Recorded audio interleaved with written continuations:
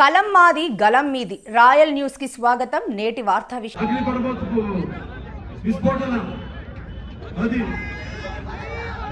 ఒక భాషపతాస్తు ఈ యొక్క కుటుంబ శక్తిని ఎదిరించే శక్తి ఎక్కడా లేదు లేదు లేదు అని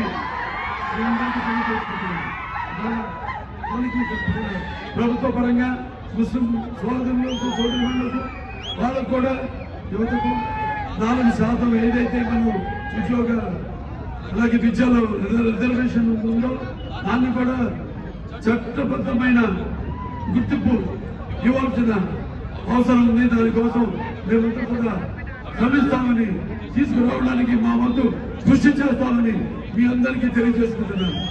ఆనాడు తెలుగుదేశం ఎన్టీ రామారావు నుంచి కూడా అధికారంలో ఉన్నప్పుడు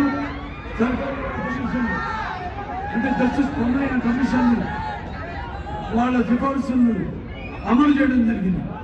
ఈ ABCD వర్గీకరణ చేసి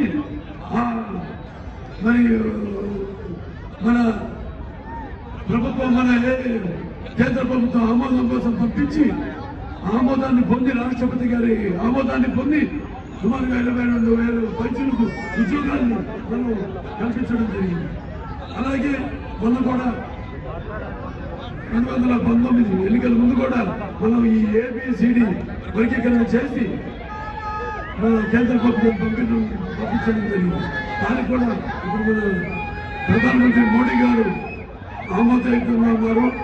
రేపు మళ్ళీ మన ఎన్నికల్లో గెలవగానే తప్పకుండా